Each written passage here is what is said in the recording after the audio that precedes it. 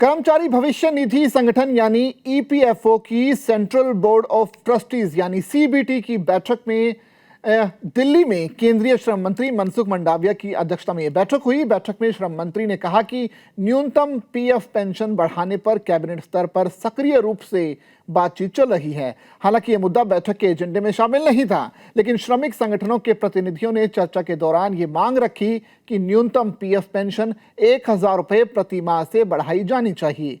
The Hindu की एक report के मुताबिक बैठक के बाद एक सदस्य ने बताया कि मंत्री ने इस पर असहमति नहीं जताई है और कहा कि कैबिनेट इस प्रस्ताव पर सक्रिय रूप से विचार कर रही है।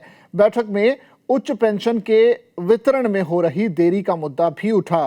कई सदस्यों ने कहा कि विभिन्न हाई कोर्ट के आदेशों और सुप्रीम कोर्ट के निर्देशों के बावजूद ईपीएफओ की मौजूदा गाइडलाइंस उनके अनुरूप नहीं है। उन्होंने मांग की कि पुरानी गाइडलाइंस वापस ली जाएं और नई व्यवस्था सर्वोच्च न्यायालय के आदेश के मुताबिक लागू की जाए।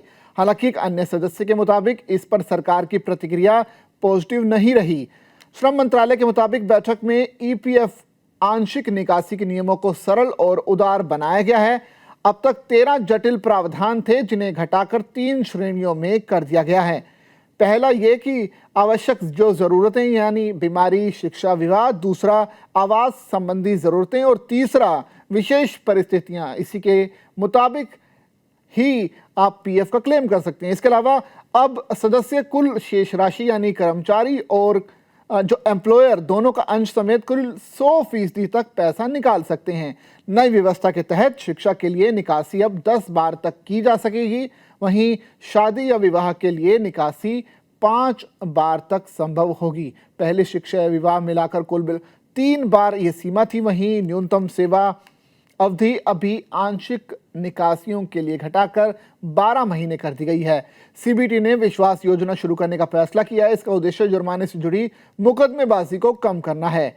श्रम मंत्रालय ने बताया कि पीएफ बकाया राशि में देरी पर लगने वाले जुर्माने के कारण बड़ी संख्या में मामले अदालतों में लंबित पड़े हैं। बैठक में इंडिया पोस्ट पेमेंट्स बैंक यानी आईपीपीबी के साथ भी एक एमओयू पर मंजूरी दी गई है। इसके तहत ईपीएस 95 पेंशनर्स को घर बैठे डिजिटल लाइफ सर्टिफिकेट यानी डीएलसी सेवा मिलेगी। इस सेवा की लागत जो है 50 रुपये प्रति प्रमाण पत्र होगी, जिसे पूरी तरह से ईपीएफओ द्वारा वहन किया जाएगा।